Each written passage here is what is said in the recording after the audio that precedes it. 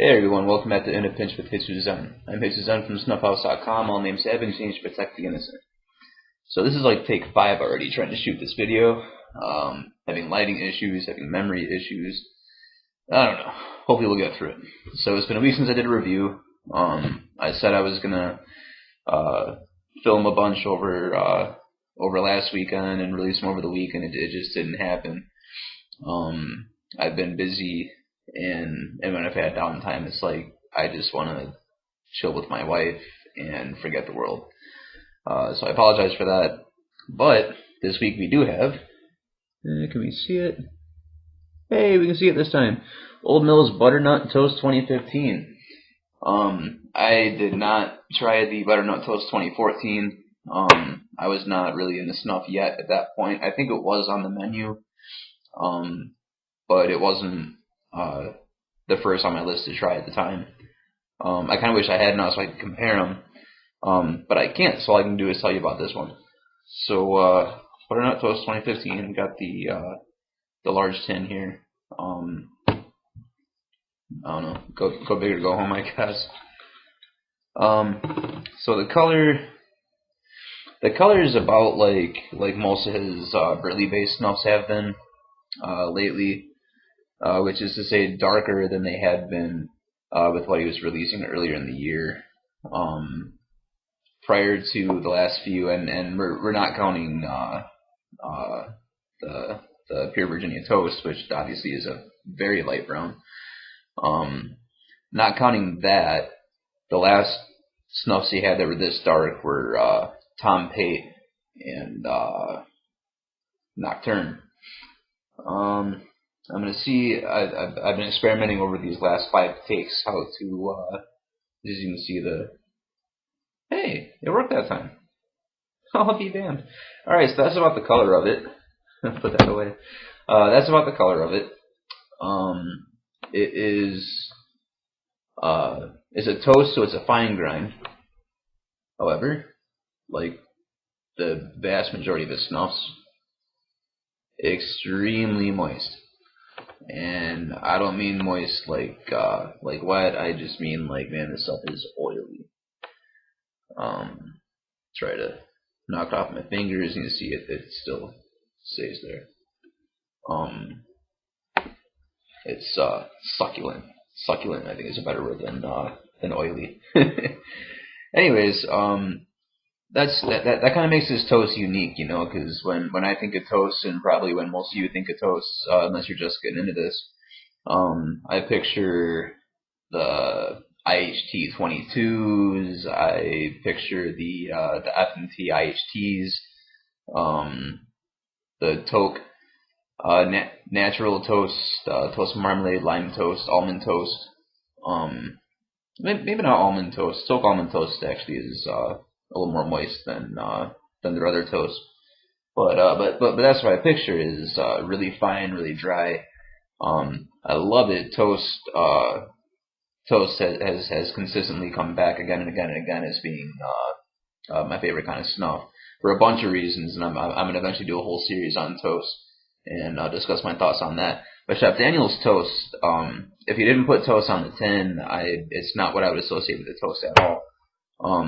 Because the moisture is there, the weight exists, that makes it not feel like a toast when you're taking it. It is toasted, and you can taste in the qualities of the tobacco. Toasted burleys taste a lot different than fresh burleys.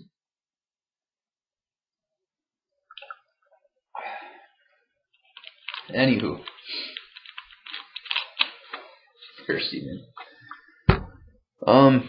So from the tin, really, really sweet. And very similar to Bananas Foster. On the tin note, solely on the tin note. If you take the tin note of Bananas Foster, make it much, much sweeter, which I'm guessing is the honey. Make it much, much sweeter, and take away the banana, and that's what you have here. In the tin note, it is honey and nuts. And I want to say something for the record. So if any of you who watched my Bananas Foster review, I mentioned that I kept smelling nuts, even though nuts weren't in the review or in the. I'm not doing a take 6. Even though nuts weren't in the description, I could swear that I tasted nuts. And I wasn't sure, maybe it was my brain playing tricks on me because I was tasting bread and bananas, so my brain put it together as banana nut bread. Chef Daniel got a hold of me and explained the reason for that is because of something called, I wrote it down, and I'm not going to pronounce it right. It's a French term, beurre noisette. Translates to hazelnut butter, or loosely translated as brown butter. He actually included that in the description for the butternut toast, but I had to look up what it was, and he explained this is why I was getting nuttiness, even though there were no nuts in the Bananas Foster recipe. So, how this stuff is made: unsalted butter. This is on Wikipedia for brown butter. Hazelnut butter. If any of you guys know how to pronounce it, it's spelled Beurnoisette.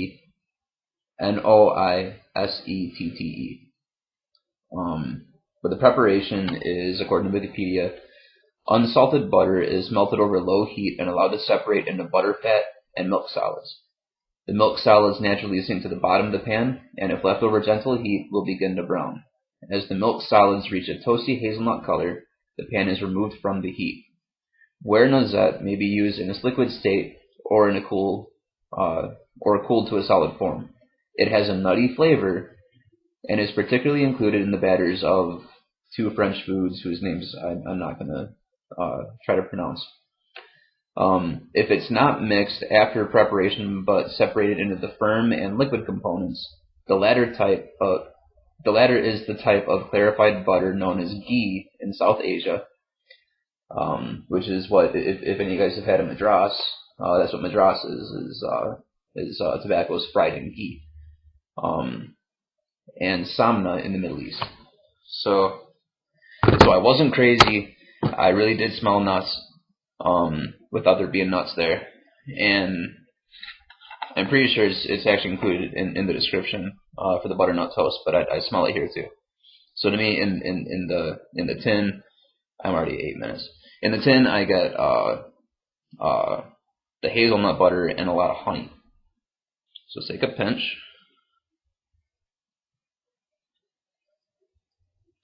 I gotta start being more mindful of time, man. You guys don't want to hear me ramble for 15 minutes every video, do you? Unless you do. So I could. All right. Cheers.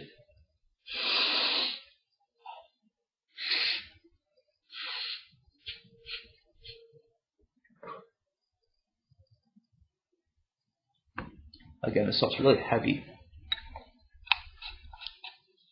If I sniffed a high dry toast like that, I'd be crying.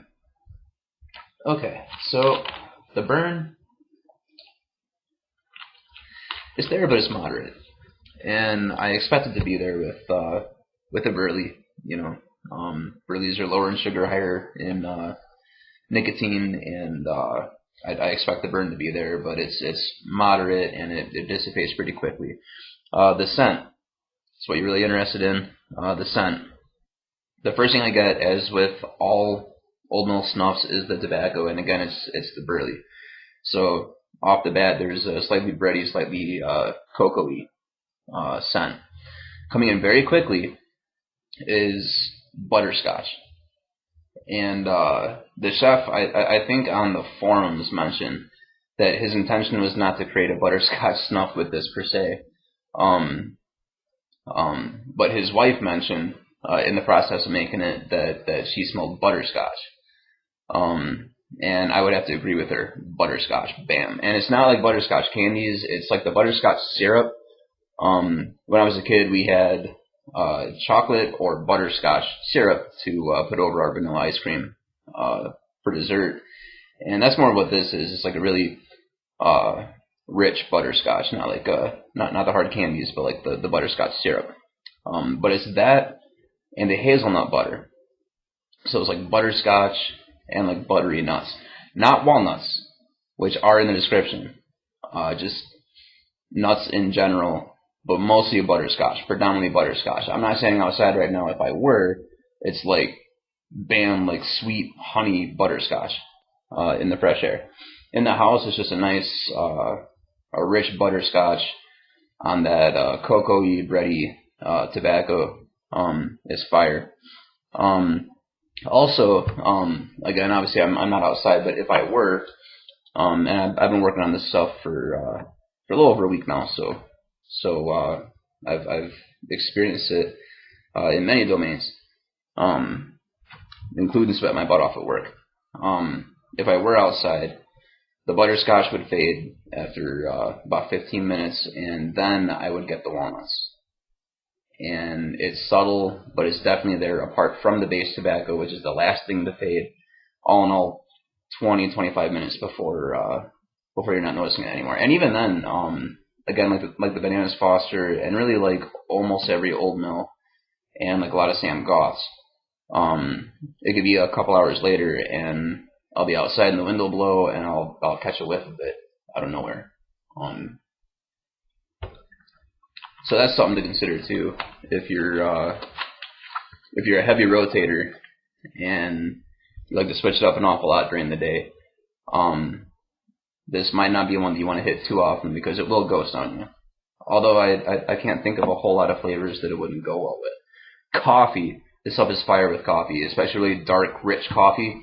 For that reason, this has been for the last week, a little over. I'm trying to remember what day I got it.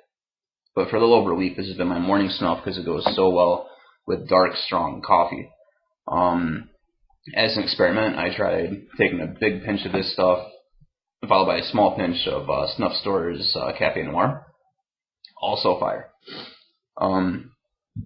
So yeah, that's all I got. I'm at 12 minutes. I'm gonna go ahead and read the chef's description real quick. If it'll load. There we go. Alright, Butternut Toast 2015. The chef's description.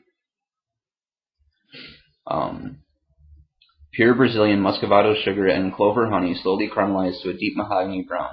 Mixed with 12-year-old Speyside malt whiskey, Tahitian vanilla beans, toasted white butternut walnuts, and Sicilian sea salt aged for 6 months and added to air-cured Tennessee barley.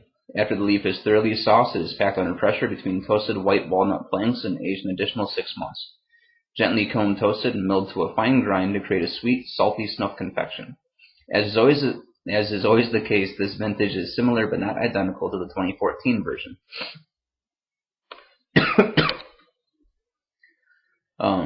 A bit darker, more of a butterscotch scent, with the white walnuts playing a second fiddle. The butter was toasted to a light brown, as the French call it beurre noisette or hazelnut butter.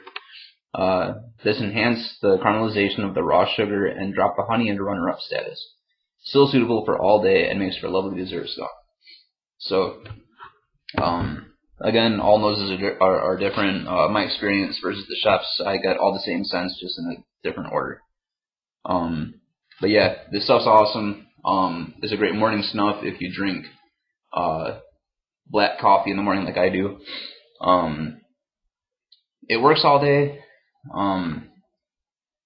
The one day that I did use it all day, it kind of burnt me out on it, and I didn't end up using it the next day. But a great morning snuff, definitely a great dessert snuff.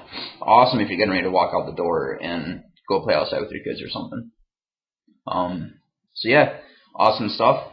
Check back for more videos. I plan on recording lots this weekend. Hopefully. I'm not going to promise it this time, but hopefully recording lots of videos. Got reviews for some more Old Mills coming up. Got reviews for a few Tokes coming up. Got a bunch of Samuel Goff reviews coming. And a couple of Delafias. So yeah, stay tuned, and Thanks for watching. As always, still thirsty. God bless. Salud.